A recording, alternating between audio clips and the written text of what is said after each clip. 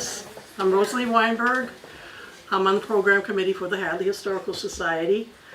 And I'd like to welcome my cousin. Speaker Bob's going to talk about farming today in Hadley. We keep this all in the family. I'm going to talk about the farm that I grew up on. Allan Zuchowski.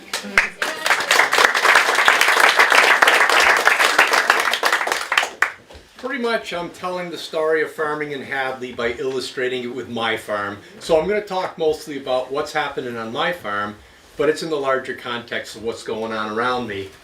Now, I know a lot of you. I kind of like to know my audience when I'm speaking. I don't know all of you, so help me out here with raising hands in case you fit these categories. Is anyone here currently active in the Environmental Protection Agency? How about the Pesticide Bureau? Labor Board? Department of Immigration? Internal Revenue Service? Okay, I have some notes here because even though I know about my farm, I had to organize the information. But I actually wrote 2 talks for tonight. One was fake news and alternative facts. The other was the real story, and since this is a safe crowd, we'll tell the real story, all right? I'd like to start with a little bit about the historical character of my farm. I'm going to use a certain definition of farm in the context of this talk. Let's go back to 1659 when Hadley was established. What was a farm? Well, the surveyors came upriver before the settlers came, and they laid out stakes with a home lot, roughly 8 acres, 10 acres, abutting West Street. There was a house put on that, barns. The farmer and his family lived there. They farmed the field right out back, then they had parcels in the different meadows. That's the definition I want to use, and it's significant. My farm retains that original structure. A lot of the farms up and down West Street were subdivided.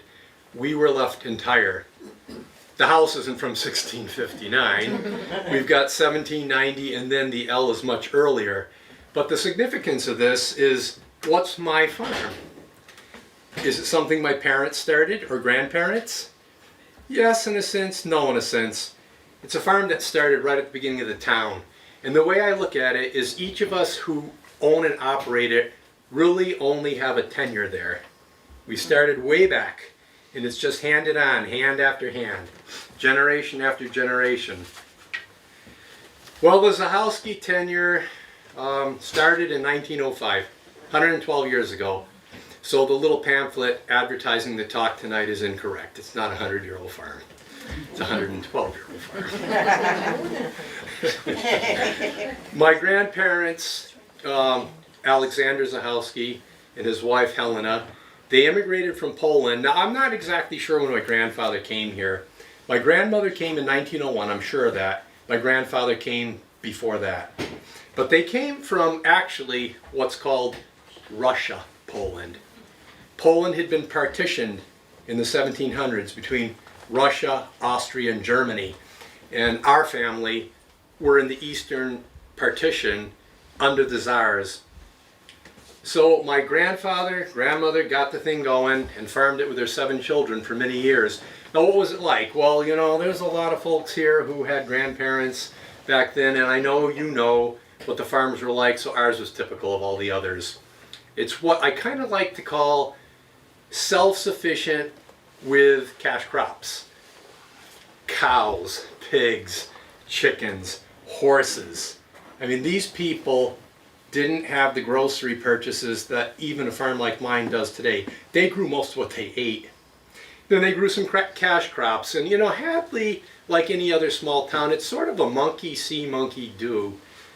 Somebody starts it and everybody else jumps on the bandwagon. So I don't know exactly who started it, but my grandfather grew onions, tobacco, asparagus. Those were the major cash crops in the day. Then, of course, there was the hay and the corn for the animals. I think back, and I'm very grateful to my grandparents, the toil, the labor, the effort, the diligence they put in.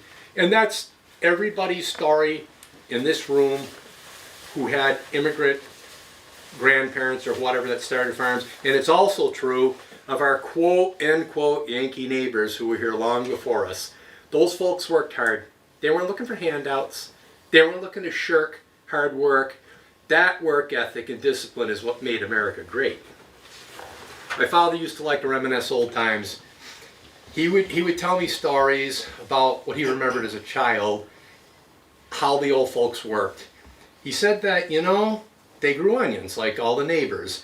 If you remember, they would pull the onions, lay them in rows in the field, kind of like shingles lapping on a roof. Then you kind of went on your hands and knees with clippers and clipped the tops off. He remembers as a child his older sisters doing the babysitting, and his parents were out there into the night under lantern light clipping onions. My grandfather in the winter had his farm chores with the animals, but he would get up early, take care of all the livestock in the barn, have a breakfast. Then he'd walk down West Street, walk across the frozen river, across Hatfield Meadow, sort tobacco all day in Hatfield. Return the same way, go do the chores, go to bed and do it all again next day. I can't tell you how much I appreciate what those who went before me did for me. There was a really interesting old world practice that was still current in Hadley in my grandparents' time, and my grandfather was central to it. I'm going to use the Russian term because I don't know it in any of the other Eastern European languages. It's called mir. And what it literally means is world. And my father told me when he was a child, he remembers that original generation that came over and established our farm and the neighboring ones, they carried over an old world practice. Back in the old country, as you approach spring, the village farmers would get together, gather at someone's house, and talk over the coming season. And they did that at my house. I don't know how long that practice continued, but they did the old world mir at our place. And so there was still sort of a cooperative, collective mentality in those days, which is kind of amazing because, well, I kind of hate to say it, but one of the characteristics of Polish farmers were very, very competitive. You know, there's an old joke. If you granted a Polish farmer one wish, what would it be? Answer, that his neighbor's horse dies.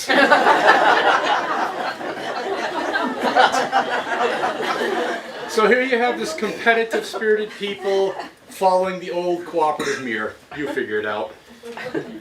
Well, I think, you know, the nature of farms, like life in general, there's going to be changes and innovations. In my grandparents' time, they saw some really big changes. First of all, they got electricity. When my grandfather took over the house in 1906, he occupied it, there was no electricity, and the same in the neighbors. My father told a childhood story. I don't know what year they got the electricity, but my father was a little boy. And he said the folks had the electricians come and wire the place. Then the family gathered, and the electrician flipped the switch, and the light went on. And my father said he jumped up and down and clapped his hands, went, yay, yay. His older sisters were terribly embarrassed of this display by the hick from the sticks. Somewhere prior to World War II, the farm got a truck. Prior to that, Grandpa had to hitch up the horses to the wagon and go everywhere and do his business. Then there was a big change on the farm. 1943. My grandfather got a contract with Westover Air Force Base to grow potatoes. And so now they needed a tractor. So they got a Farmall H. You know, this sounds funny, a truck, electricity, a tractor. We take it all for granted. But you know, the generation since then, we've seen a lot of changes and innovations. But I honestly think that generation saw the most dramatic changes. Think about it. These people went from lanterns and horses to electricity and motor vehicles. I haven't seen a change like that in my life. The way I like to kind of tell it with a little hyperbole, my grandparents went all the way from the medieval Russia of the czars to the modern world. Oh, there is one funny story characterizing the times. You know, people have told me stories in this town all my life because they knew I was interested in history. And I wish now that I kind of started back then with a notebook and wrote it down. I do remember things. I'm sure I've forgotten many. I don't know who told me the story, but it's a good one. There was the 1936 and 38 floods, so now I don't know which flood it was, but it was one of those two. And West Streeters were evacuated as refugees up to the town hall. And some old timer told me, you know what, I remember your grandmother walked a cow to the town hall so that the flood refugees could have milk. Now, you know, think today if we had a big emergency today with people evacuated and temporarily brought to the town hall, you can see it. Vehicles with flashing lights. I mean, if there was any food at all, it'd be in plastic bottles and cans and all that. Well, in that day, they brought a cow to the town hall. You know, if we had an emergency today and maybe the Barstow's or Art West brought a cow to the town hall, nobody would know how to milk it. I mean, milk comes from the supermarket. Okay, so my father's tenure on the farm started in 1946 when his father passed away. And initially he carried on the same crops. Asparagus, tobacco, onions. The onions kind of dropped out soon, and I'm so happy they did. Potatoes, he did potatoes. But then he started his own innovations. A lot of different equipment on the farm now. More tractors, different sizes, mechanical planters, crop sprayer, crop duster. All right, we're seeing changes in the environment and changes in the equipment. So my father tried some different crops, not so typical of the farms around here. He did some eggplant under plastic. He did cantaloupes, just branching out the stuff that we didn't typically do on these farms. But then there was a real significant crop he started back. Don't know the exact year, but it was the early 1950s. Butternut squash. And the story he told me is there was a farmer named McNiff. I don't even know the man's first name, but I think he operated out on Honey Pot where Al McKinstry is, all right, now. And he started butternut. And my father's brother-in-law, John Dzinski, somehow connected with McNiff and learned the trade. And then my father learned it from his uncle Jack. And this is very significant because I don't know, you know, if someone in their garden had grown butternut prior to this time, but as a major cash crop, which butternut became in this town, it started with those men. Tobacco dropped out. Early 1960s, the market was poor. Now, a lot of farms in town continued it for a while. A few diehards continued it. But my father quit when I was a kid. I barely, as a child, remember the last crop. So he was getting into different crops. The tobacco market was soft, so he concentrated his efforts on the new crops. Now, a real significant crop came along at about the time when I was a really young child. Sweet corn. You know how much acres of sweet corn is grown in Hadley today? I don't have the number in my back pocket, but it's a lot. And that's a major, major cash crop in this town. And that started, we're talking, okay, when I say it started, again, somebody had some sweet corn in their garden way back, but we're talking major cash crop with acres and acres. That was back when I was a child. You had Walter Weinzick Sr., Charles Weinzick, John Zigmont, my father, Al McKinstry was in town at that time. They started monkey see monkey do around here growing sweet corn.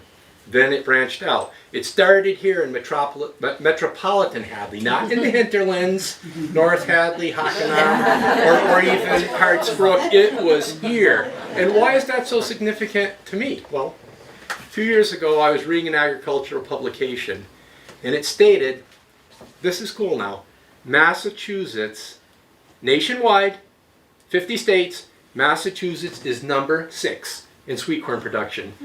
You know, think about it. Look at the map of the country. Massachusetts, the size of it would fit as a county in some of these states like Florida, Georgia, the Carolinas. We're number 6 in sweet corn production in the whole nation, and Hadley is number 1 in Massachusetts.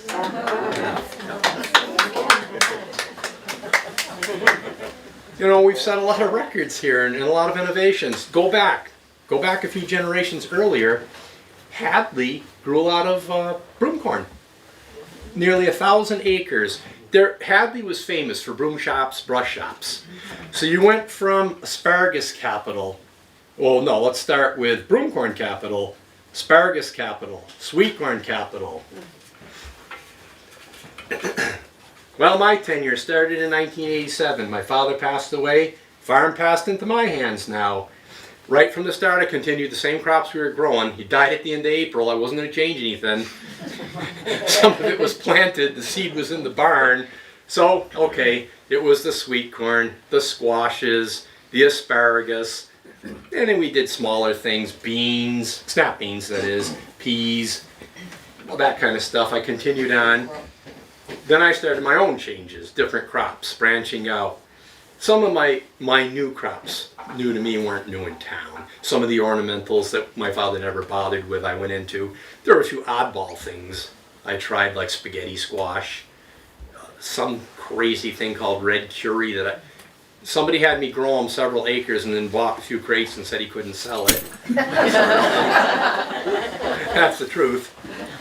Then I had a note of designation here. I got famous. I grew okra. It was paying big, all right? I grew it. And over at the Pioneer Valley Growers Association, which I'll talk about in a little while, one day the head salesman, Scott Danner, sitting at his desk, and I was on a delivery, handed in my paperwork, and he started laughing. He said, "Hey, Alan, I got to tell you something I learned today. Did you know that you are the largest grower of okra in New England?" But you know, I have to tell you, at $40 a bushel in the 80s, it sounds good, but I lost money. My father used to always tell me, "I don't want you just farming with your back. I want you farming with a long, sharp pencil." Well, that's what the pencil told me. All right, 1990s. You all remember the tobacco renaissance in the valley, all right? Well, in 1992, I brought the farm back into tobacco. And, well, let's say about 6 or 7 years after my father passed, for that period I kept the asparagus going. Started to peter out. I was getting into tobacco. There's not enough time in a day to do everything. So I'll never say never. I'm going back into asparagus, but I decided, you know what? This tobacco thing's paying. So we're going to jump on that bandwagon. And, you know, and there were other factors too. Labor. How many in this room remember picking asparagus before you went to school and they gave you a pass where you could be late without getting in trouble, right? Remember the passes? Yeah. Well, that started to go by the wayside, all right, as asparagus diminished and fewer kids were picking. So labor got to be a problem. And then there's the other thing. Remember, when my father was living, he was doing one thing while I was doing another, so we were always supervising what was happening on the farm. Well, when I was alone, you know, I have to do my herbicides early in the morning. I don't want to bleach your lawn or ornamentals white. I don't want to be off target and burn a neighbor's crop. So what I do a lot of times is get the crew out there, get them going, run away, go crop spraying, try to get back before they were done, right? Well, the days that I wasn't working on asparagus, it cost twice as much to pick it, all right? When I was there and could crack the whip, we moved along. Who here remembers Joe Red? Joe Raituba, nicknamed Joe Red, right? He could be a cantankerous old coot. None of his family's here, so I can say that, and we're going to edit that off the film. All right, well, one day I was working with the crew. Previous day I hadn't been with them. So we're on the Aquavita field. There's about a dozen of us lined up, and we're just approaching the dirt road, finishing a set of rows. Joe comes along in his pickup, rolls the window down, and you remember how he talks. He goes, "Hey, Alan, I didn't know you're running a church here." And I look at Mrs. Joe, "What do you mean?" "Yesterday when I went by, you had all statues standing in the field." So, you know, there were a lot of comments by the crew, and they waved bye to him when he drove off. Okay, so as I said, I kind of replaced tobacco with asparagus with tobacco, a new good cash crop, did a lot of good for myself and a lot of farms. You know, I'm giving this talk here tonight in Hadley. I don't feel that uncomfortable talking about tobacco, all right?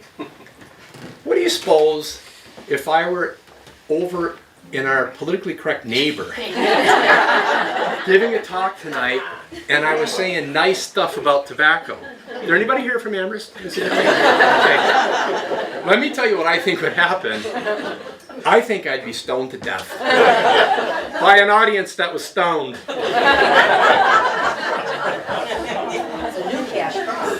Well, like I keep pointing out, we do these adaptations, we do these changes, and I'd like to list just a few of the really significant things we're doing on my farm and in the valley and the town around the area. First, I'll talk about value-added products. So what does that mean? That's when you peel a butternut. You don't just pick it, put it in a crate, and dump it on the market. You peel it, put it in a plastic bag. That's value-added, all right? And anybody here familiar with what I call Joe Zuchowski's oodles of noodles? The guy is peeling beets, zucchini, butternut. I don't know what he's not peeling, and he's turning them into noodles for stir fry, and he's doing a booming business. He told me what his daily sales are, and I'd be breaking confidence if I told, but if you get me drunk later, maybe I'll let you know, all right? Innovations, we don't have to go far from where we're sitting right now for innovations. Go down a couple doors, you got Valley Malt. Right. They malt barley and other grains for beer production. Now that's what I call a brand new old idea. Hadley had a malting house way back, generations ago. That sort of thing fell by the wayside. They started it up again. Well, there's new marketing methods. I mentioned the PVGA earlier, Pioneer Valley Growers Association.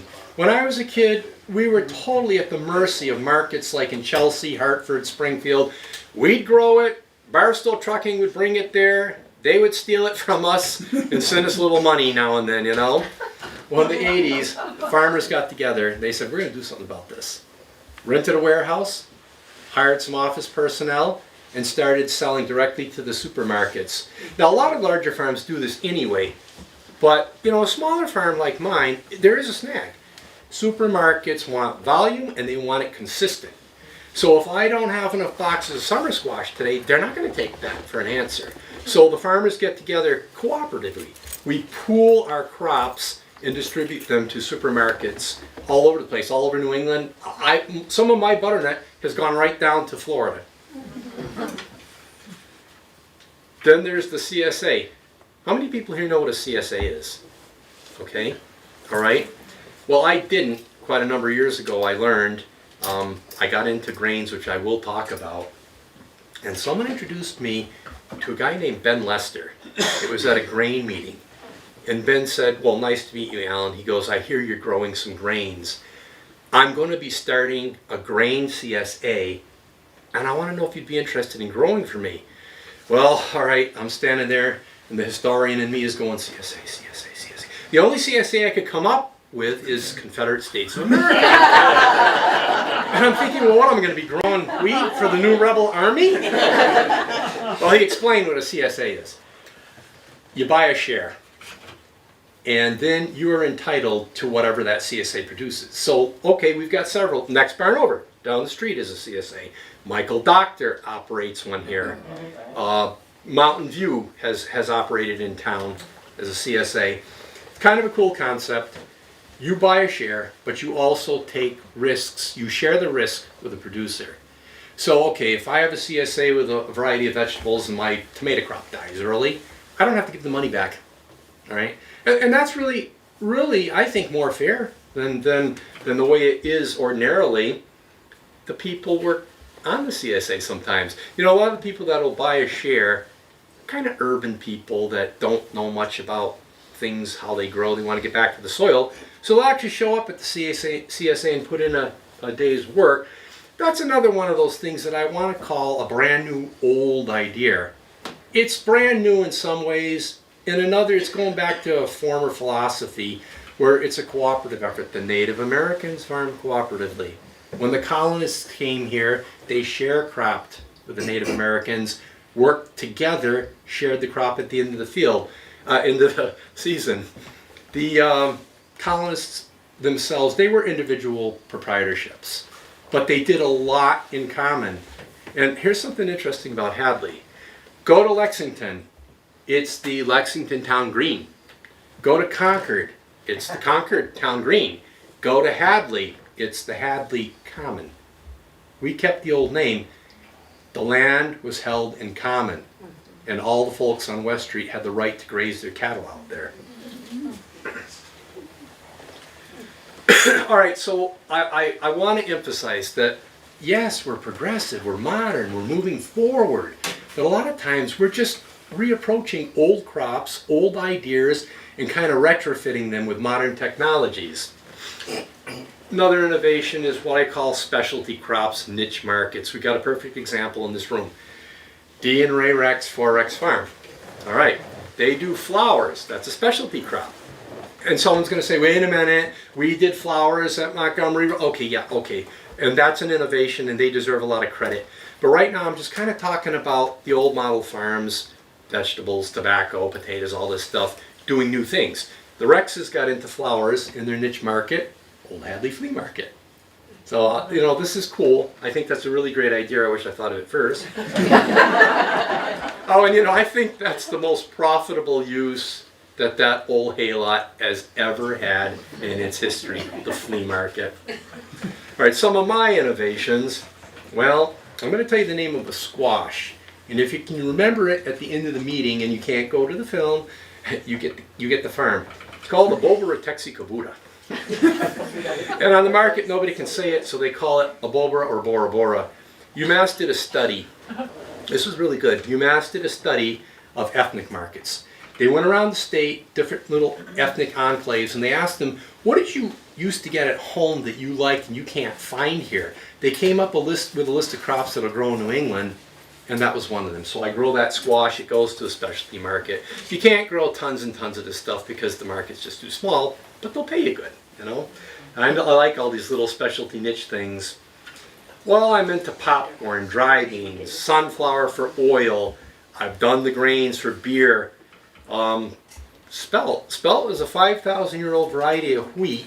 I don't think there's been spelt grown in this town since colonial times. Number of years I went into spelt, and one of my markets was V1 vodka. That's his secret. He distills spelt, and that's where he got #1 in the world quality of his vodka. And that's spelt is distilling alcohol, making beer. That goes way back. Well, maybe not way back. I just remember the bootlegging thing, during Prohibition. Okay, throw that card out as fake news. Now, the region in the last decade saw a grain renaissance. Ages ago when Hadley started, they grew wheat, they grew barley, they grew all these grains. But eventually, they stopped. They take up a lot of land, that's one thing, but also the West could do it better.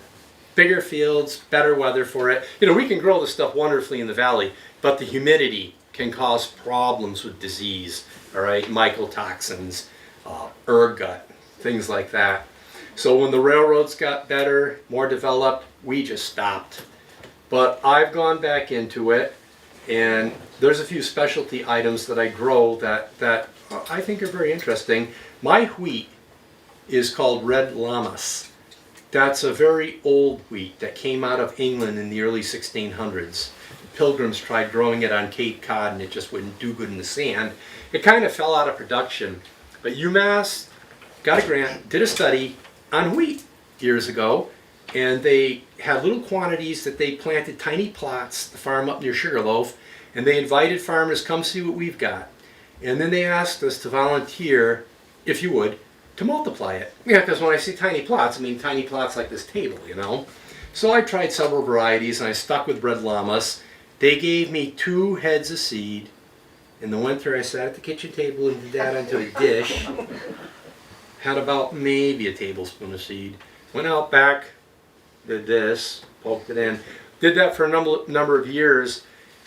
If I had more markets, I would grow more, but I'm growing about 7 acres of wheat now.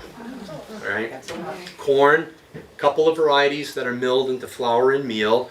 And just like the red llama, and I think I can say that as far as red llamas goes, I believe I'm the only person in North America growing it. I'm the person in America via UMass who brought it back by multiplying it. Same thing with one of my corn varieties, Plymouth Plantation. How many people have been to Plymouth Plantation? All right. You know, you got the place with the huts and the people with the funny hats like I usually wear in the summer, stuff like that, you know. Well, they also have a very modern horticultural center that's part of that, and they specialize in old variety crops, the long-haired hogs, the big horn steers, all of that. I was over there some years ago just telling them what we're doing in the valley with the grains, just to get some input from the horticultural center, since we are into, like I said, the heritage grains. And, you know, they were really nice to me. Director went over to a cabinet, brought out 2 ears of corn that were very unusual and gave them to me. I don't know how they did this, but UMass Waltham worked with Plymouth Plantation. They bred backwards. They took descendant stock and bred backwards, and Dennis Cullinane probably could tell us how they did that, but not now, okay? I'll keep you here to breakfast. We don't need you to keep us here till lunch. But anyway, they came up with the corn that the Pilgrims were growing, the Indians were growing on the coast when the Pilgrims arrived. It's a very narrow ear with 8 rows of kernels. It's a flint, and it's multicolored, kind of like the ornamental corn. It didn't have a name. So they kept saying, well, the Plymouth 8 row. And I says, hey, let's call it Plymouth Flint. I said, okay, we'll do that. So now it's got a name. Again, I think I'm the only person growing it commercially. I've got acres of it. I think the Wampanoag Indians on Cape Cod are growing some for themselves. But I got a few rare things there. And the markets are interesting. I supply a number of bakeries in the area and even out of state. The Pioneer Valley Heritage Grains, the CSA, the rebel people that I thought I was going to be growing for an army. I'm growing a lot of grain for them. And one of the most interesting markets I have is Plymouth Plantation itself. In the center of the town of Plymouth, there's a very old grist mill. It's the oldest in North America. It's been operating since the 1640s. And they bought it. And they turned it into a museum. So when you go there, you buy a ticket. They bring you in, they give you a little tour of the mill, the miller does a demonstration, and they have a small store as part of the mill, and they are selling cornmeal and wheat from my grains, and advertising it as such. See, the old history student wanted to make that diploma pay at least a little, so I did come up with an idea to target these historic places with a historic product. Look, if you're over at Cape Cod, you're interested in history, you go to a restaurant, well, you could order a corn muffin, you could order bread or rolls, but when they tell you on the menu, this is the corn the Indians and Pilgrims grew, this is the wheat the Pilgrims grew, now you buy 2, you know?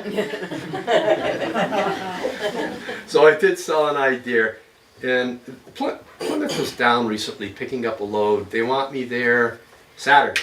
They have a conference. They want to have growers meet buyers, and they told me they were all excited. They said there is, I don't remember the name, but there's some fancy restaurant in New York City.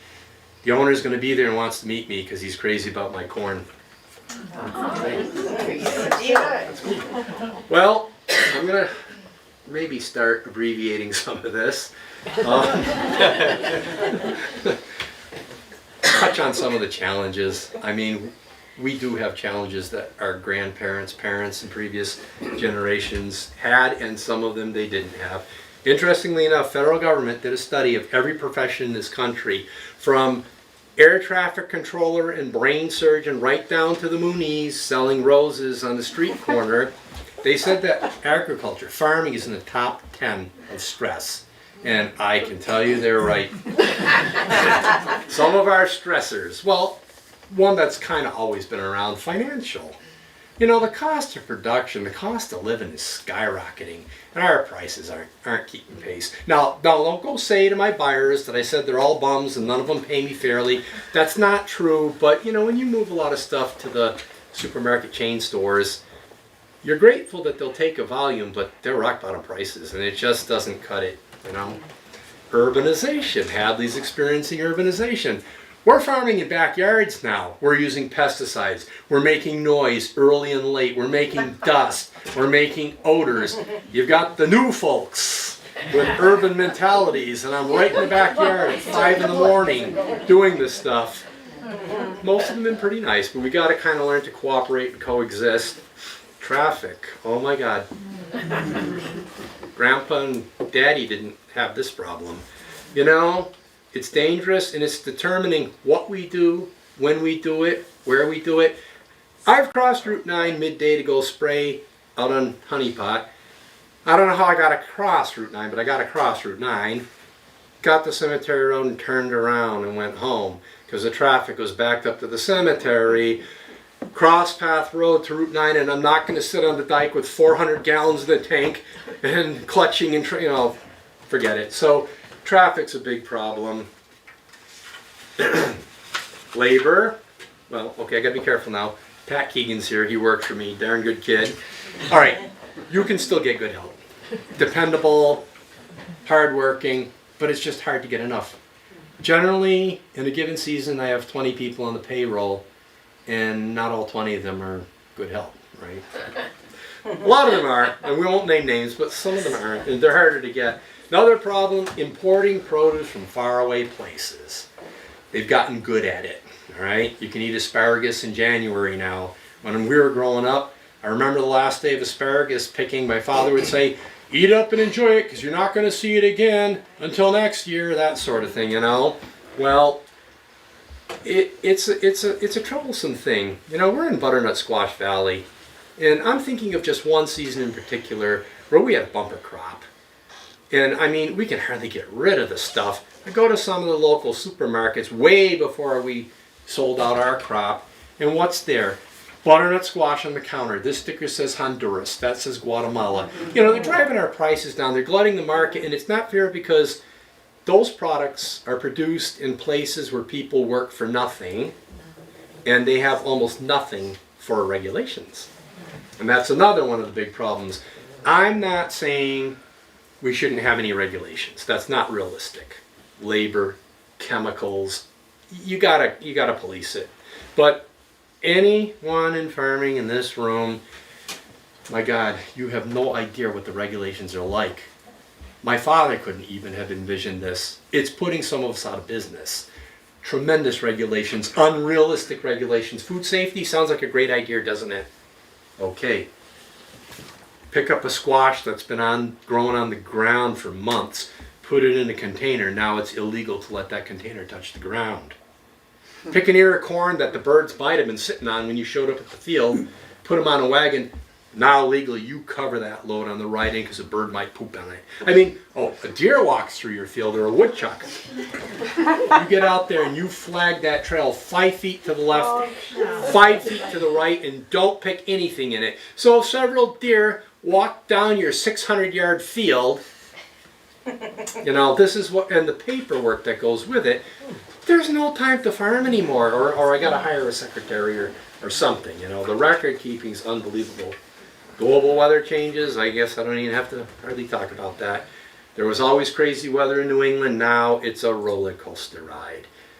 Extremes are par for the course, it's very difficult for us.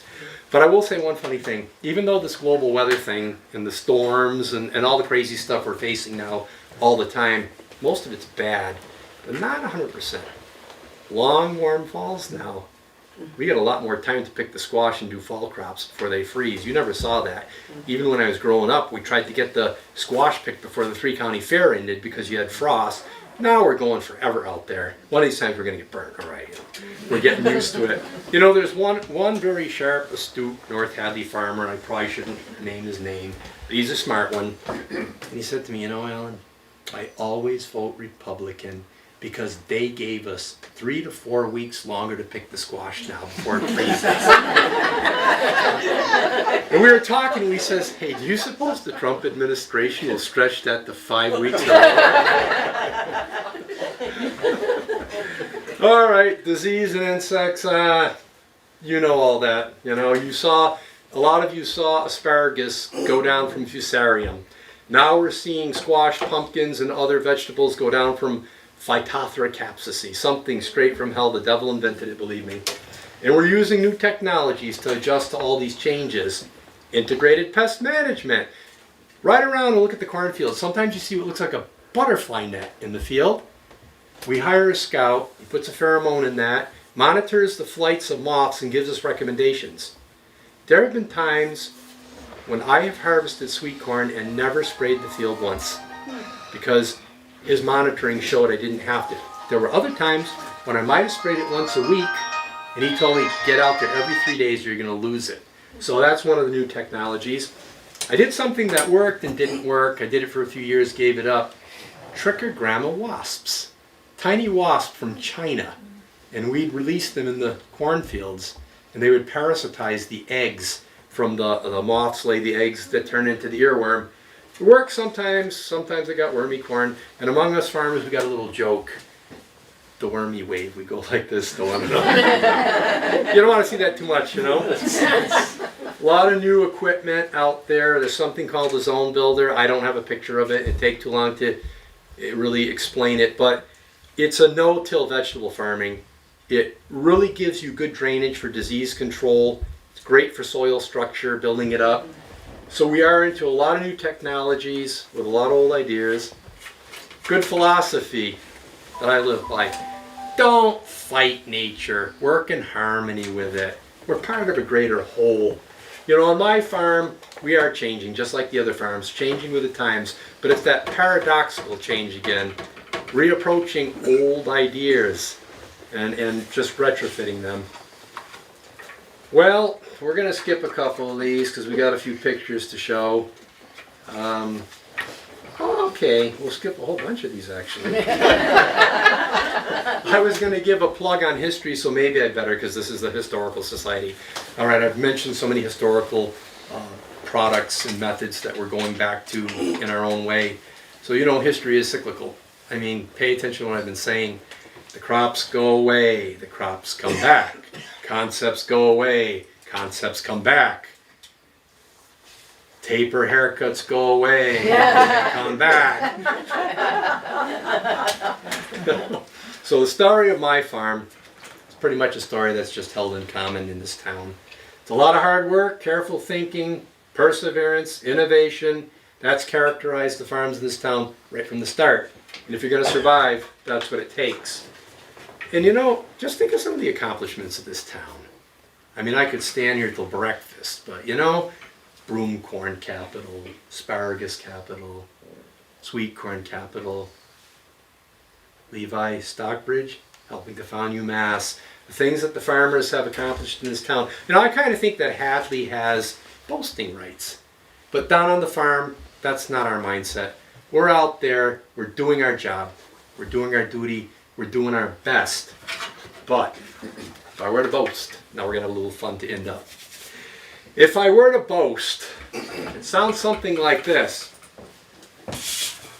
I say that Hadley's innovative, hard-working farmers will always distinguish Hadley as a noteworthy capital.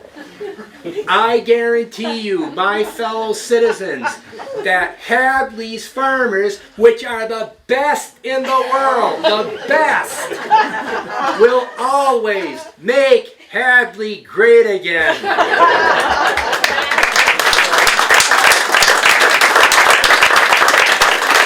My brother Mark worked hard on this, put together a few pictures. It's not very long, but it just kind of puts some flesh to the bones. Then we can have some questions, answers, comments, whatever. Go ahead, Mark. Okay. Just a few comments. I did grow up on the farm. I worked for defense contractors for the past 30 years, and so I get to be the happy uncle that visits the farm and takes pictures and films. Imagine, Mr. Rex, how it is when you're trying to pick corn and somebody wants to start filming the crew and hold that pose. But Allan is really great, and he's a hard worker, and he's patient. He's got good patience with the crew, and he's good to them, and he's been good to me. Most of the time, right, Pat? So I've got some photos, and it was kind of cute because Rosalie sent me an email. She's a cousin, and she said, "Do you have any pictures of the farm?" And I said, "Send them to me 3 at a time."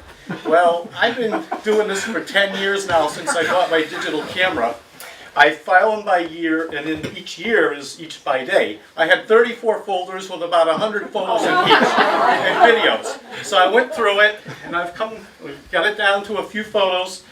I never intended it for this. I like to send them all over the country to family and friends. They're a little grainy, the camera's 10 years old. But I divided it into 3 categories.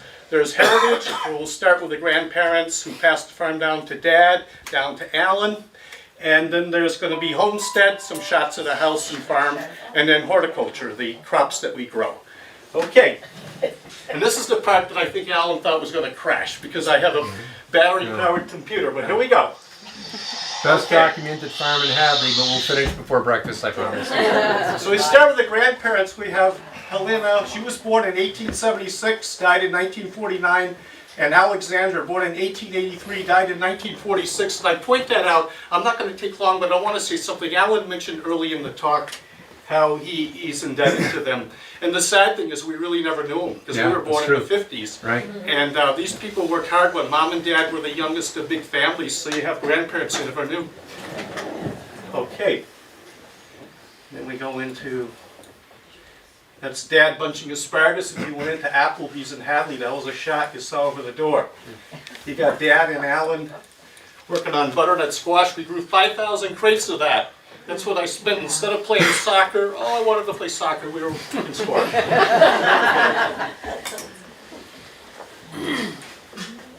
The butternut squash. This was the homestead back in the 80s. And now. Just some shots in the yard. Out behind the barns, we got the sweet corn growing. That's that home lot structure that I talked about. Picking squash, some of the crops. Summer squash on the left, zucchini on the right. Summer squash.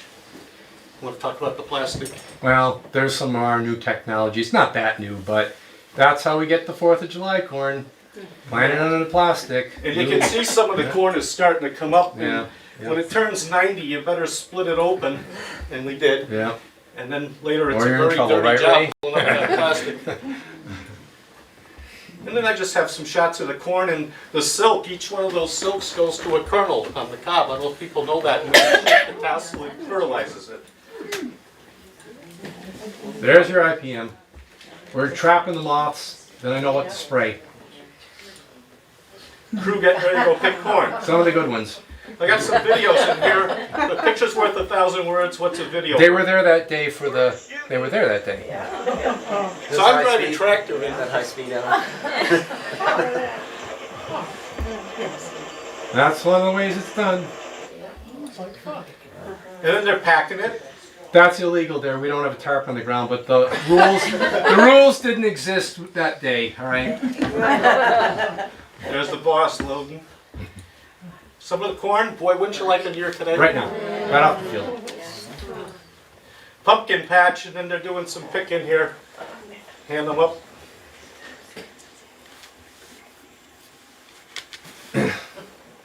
This out of Honey Pot Meadow, and then we drive the load in. And like Allan said, driving on that the cemetery traffic. road with the traffic, it's tough. Try to cross Route 9. Cleaning up the pumpkins. Some wheat. Hopkins Academy in the back there. Wheat. There's the harvest. He drives that at 2 in the morning, doesn't he, down Route 9? No, he kind of does what he does because they take that head off and run it on a long trailer. Okay, that's it. Okay. We're hulling spelt there. Spelt's different than regular wheat. Grows with a clunky husk on it. We're running it through a machine that takes that off. Dirty, dirty job. Never liked doing it. Blowing That's the the chaff husks. outside, Yeah, the husks. Videos are short so that I can email to people. Yeah. Oops, sorry, go on to the next one. Now that's wheat going through a cleaner that takes the chaff out of it. That's the good stuff coming out into the bucket. That's where the dirty stuff goes in. And then there's a screening system. And it'll just take out all the straw and whatever. Beetles.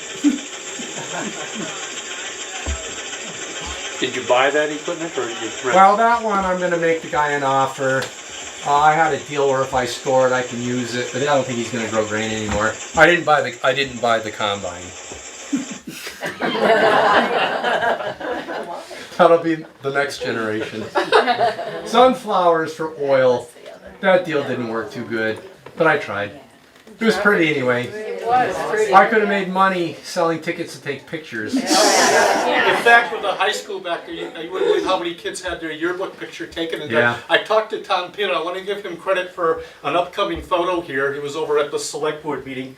But yeah, he took a picture of a lot of kids in the fields for the sunflowers. And he's got, these are shots I took. That's his shot. I love that shot. Yeah. Tobacco. So they're softening the ground so they can pull the plants to transplant the tobacco. There we are. Was that wrapper tobacco? Yes, wrapper tobacco, yeah. And then that's the planting machine, the water tank up there, and well, you'll see how we use it in 1 second. Right here. That's different than the grandfather's time, or even parents' So here's a shot of. That's the best machine right there. I'm telling you right now. There's different designs. That's the best. That's it. Yeah. And you could do like cabbage and stuff. Oh yeah, you could do a lot of things with that machine. Yeah. And then just a month after they planted it, I put a quarter near it, and then couple months bigger. Tommy? Yeah. Okay. Just a tobacco shed. Yeah, it's different operations. You know, I just want to drop back because it's amazing the ingenuity of these people. See this boards here? There's a linkage there. So you unhook a hook and you push up and all the slats come up to aerate the barn without having to put a ladder. That's kind of a Hadley thing. And I have a shot that was intended to be for the pumpkins, but I realized that it shows the barn open on the end there. Yeah. So they pushed on that linkage and it opened. And also these open this way. That's Connecticut style. And the barn over there, The other way. I'll pull into the picture. Yeah, it's the other way. Yeah. Oh, every day at night. Yeah, like the second. You know, when I have sheds like this. This one's faster. Because you see the board across and you just lift and a bunch of them come at a time. Okay. And then Allan chopping. Yeah, see, of the farmers here, this is proof that I work. It was a screenshot. This is also August 11th, 2007.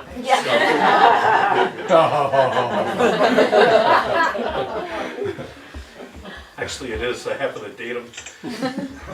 And then, Oh, that's the crop, believe me. big leagues. You know, Danny Weinzick, his mom, Cindy, works at the post office. He's spearing them up. So you put like a spearhead on the, like a yard. They get it, Mark, they get it. Okay. They've done it.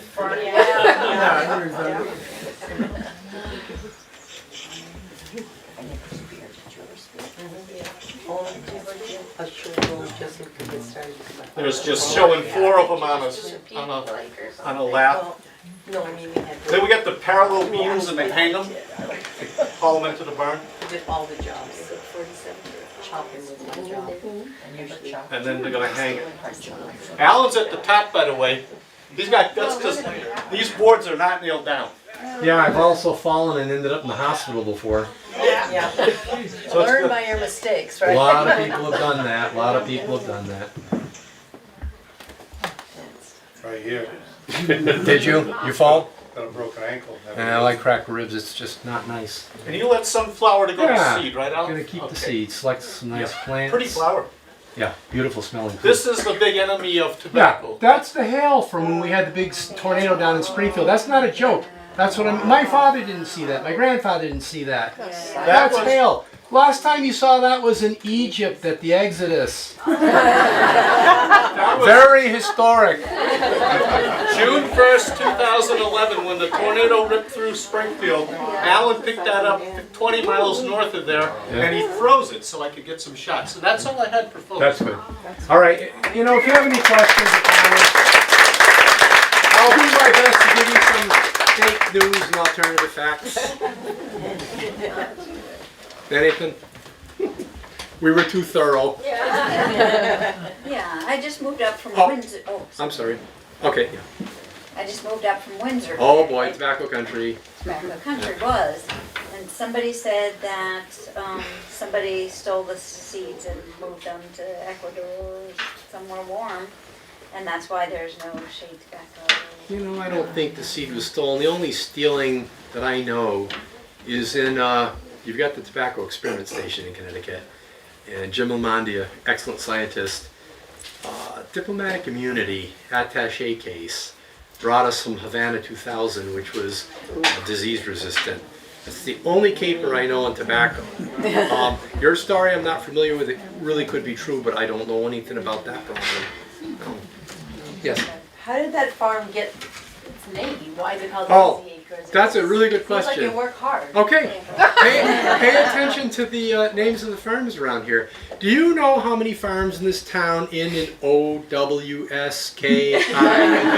O-W-S-K-I-I-C-Z? My father told me, because I asked him that once when I was a kid, he says, you I know, know one that doesn't. oh, security, get him out of here. He's a loser, get him out of here. It's not lazy people. It's that pastoral scene of rolling lazy land. But what my father told me, he says, you know, when you get outside of Hadley, on the markets in Chelsea or wherever, I think they have a hard time with those names and remembering them. So he said, I chose something they could remember That's true. Yeah. and pronounce. Gleaning. Are people allowed on the fields after you harvest? That is a farm by farm sort of thing. I mean, I've had some really interesting gleaning. The folks from Cambodia like to pick my corn after we're done picking it. And they're willing to pay me, but I always tell them, cook me something. And they cook me the most fantastic things, you know. It really is an individual farm thing, but it really is better to get permission, you know. I don't want to steal this show, but Dad, we raised butternut squash, and in the 70s, they have a blemish on them, and you couldn't sell them. That's before people chucked them up in a lathe and peeled them. So we were all done harvesting, and you go out to the field. My dad drove out, and there's thousands of squash left on the field. And there was this man who had his trunk open, and he was throwing the squash in, and Dad comes out, and he helped him load the trunk. And he goes, boy, this farmer left a lot of squash, and you think, you mind if I pick some? And Dad says, no, and he's loading them up. And then he saw this vehicle coming, he goes, that's the farmer, and he carries a shotgun. So the guy skedaddled out They of there. both took off spinning their tires. Oh, you know, there's one thing I want to mention. We're talking about innovations and Hadley's pride and everything. Steve Wildes here. His father developed the nicest ornamental corn there is. And better than mine, all right? And I've grown his. And it's called Wildes Pride. It's in the seed catalogs today. Okay? Got about that, Steve? All right. Anything else? Yes. The wheat that you grow, you called it an ancient, Red Llamas. how ancient is it? Well, let's put it this way. The spelt is 5,000 years old. The Red Llamas is not that old, but it was something they did in medieval Europe. So has it been, No, it hasn't been changed. okay, because, you know, they talk about gluten-free, Yeah. and that the older wheats are good for people who eat gluten-free. That's true, but so- they still have gluten. They do. How about the protein? Well, that's a year-by-year thing, but they do score good on protein. You know, modern stuff is bred to feed a hungry world. The older stuff is high quality, and that's why these high-end bakeries ask me to grow it. It's extremely good flavor. The yields aren't that great. By the way, we have a loaf of All right, we're going to bread sample it, too. to sample Yes. made from Red Llamas. Yeah. Year-round farming. Is there a growth in greenhouses? Yeah. or- There is, but I don't want it. You know, I'm modern and progressive in many ways, but in some ways I'm old-fashioned like my good neighbor Ray Rex. This is our philosophy. Farm with the seasons, harvest it, sell it, close shop, go hunting and ice fishing. Anything else? Yeah. Did you raise cucumbers? Yeah, when I was a kid, my father raised them. Maybe I should grow them now, but who's gonna pick them? We had the pickling and the Yeah, laundry. who's gonna pick them? You know, Pat, you wanna pick cukes? Okay. There's your answer. He's 6'6", it's a long way to the. Yeah, that's not fair with him. All right. All right. Anything else, Mr. Kelly? No. Oh, you're just nervously tapping your. It's over. Don't worry. We're done. Thank you very much. Okay.